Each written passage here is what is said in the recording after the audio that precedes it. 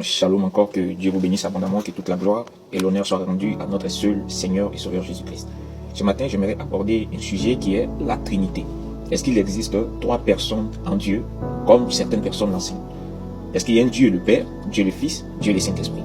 Déjà, à partant d'un schéma qui est bien connu, et cela même a été rapporté que les Juifs ont toujours été monothéisme, parce qu'ils se sont basés sur le premier des commandements. Et cette question même a été posée à Jésus, demandant quel est le plus grand de tous les commandements. Jésus fait référence directement à Deutéronome chapitre 6, Deutéronome 4 verset 6 qui nous dit: écoute Israël, l'Éternel, notre Dieu, est le seul Hachem, est le seul Dieu. Donc il n'y a pas trois dieux, il n'y a pas trois personnes en Dieu. Non, ça c'est une fausse adoration.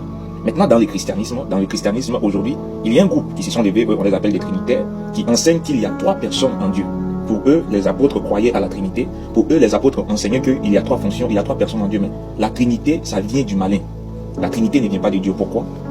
J'ai lu dans le livre de 1 Corinthiens chapitre 8 verset 6 qui nous dit ceci: car s'il y a des êtres qui sont appelés de Dieu, soit dans le ciel, soit sur la terre, comme il existe réellement plusieurs dieux et plusieurs seigneurs. Voici un problème. Donc des gens te diront que oui, Paul dit qu'il y a plusieurs dieux. Oui, mais il y a plusieurs dieux dans le fait que chaque objet qu'on adore, tout ce qu'on adore représente un Dieu. Parce que je le répète, le mot Dieu veut dire objet d'adoration. Tout ce en quoi on voue un culte, tout ce en quoi on honore, tout ce à quoi on dévoue notre prosternation, cela devient pour nous un Dieu. Même si tu aimes, par exemple, ton téléphone plus que la personne qui devait mériter l'adoration, ce téléphone devient ton Dieu. Donc l'apôtre Paul nous montre que il y a plusieurs objets d'adoration. Ça c'est vrai. Il y a plusieurs seigneurs qui sont des Adons. Pas l'Adonai, mais plusieurs seigneurs qui sont des Adons. Car pour les Juifs, il n'y a qu'un seul Adonai, il n'y a qu'un seul Seigneur, un seul propriétaire de toute la terre. Et c'est ce qu'il va nous dire au verset 5. Il dit: car s'il y a des êtres qui sont appelés de Dieu, soit dans le ciel, soit sur la terre, comme il existe réellement plusieurs dieux et plusieurs seigneurs, néanmoins, pour nous chrétiens, il n'y a qu'un seul Dieu. Il n'y a pas trois dieux. Il n'y a pas Dieu le Père, Dieu le Fils, Dieu le Saint-Esprit, ça n'existe pas. Pour nous chrétiens, néanmoins, il n'y a qu'un seul Dieu qui est le Père de qui viennent toutes choses. Donc Dieu, c'est lui qui est le Père de toutes choses. La Bible, il continue, il dit: et pour qui sommes-nous? Et un seul Adonai, Jésus-Christ, par qui sont toutes choses. Il n'y a même pas de distinction.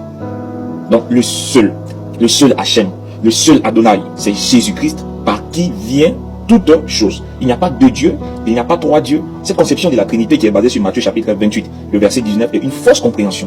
Parce qu'il se base sur un verset où Jésus donne l'ordre de mission à ses disciples disant: allez baptiser au nom du Père, du Fils et du Saint-Esprit, enseignez aux hommes à observer tout ce que je vous ai prescrit. Donc on comprend que Jésus-Christ, il donne un enseignement, que ce soit sur Matthieu 28, verset 19, qui est d'aller baptiser les nations. Maintenant, dans l'exercice de leur fonction, dans le service des baptêmes, on comprendra que les disciples, au lieu de baptiser conformément à l'ordre des missions que Jésus leur a donné, ils baptisent au nom du Seigneur Jésus-Christ. Acte chapitre 2, verset 37, ils ont baptisé au nom du Seigneur Jésus-Christ. Acte 10, verset 47, ils ont baptisé au nom du Seigneur Jésus-Christ. Acte 22, ils ont baptisé au nom du Seigneur Jésus-Christ. Acte 19, ils ont baptisé au nom du Seigneur Jésus-Christ. Donc, qu'est-ce que les apôtres, eux, ils ont compris?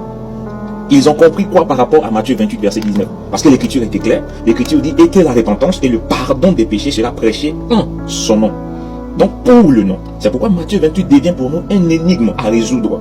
Parce que Père n'est pas un nom, Fils n'est pas un nom, Saint-Esprit n'est pas un nom, mais ce sont des attributs, des positions qu'une personne a utilisées. Parce que ici, vous allez voir que dans l'orthographe, lorsque le mot est écrit, Matthieu 28, il dit baptisé au nom.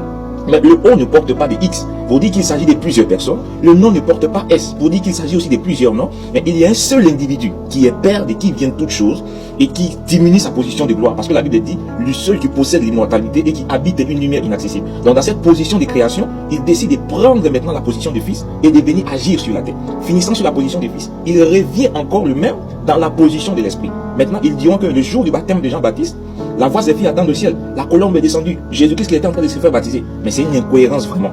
Parce que Dieu, c'est ce que vous appelez, et vous le dites, l'omnipotent, l'omniprésent. Il peut être partout à la fois. Il peut être ici et faire attendre sa voix même à Abidjan. Il peut être ici et faire attendre sa voix de l'autre côté. Mais c'est ce que Jean chapitre 13, Jean 3, verset 13 nous le dit, que le même qui est descendu, c'est le même qui est au ciel. Et il n'y a même pas de différence.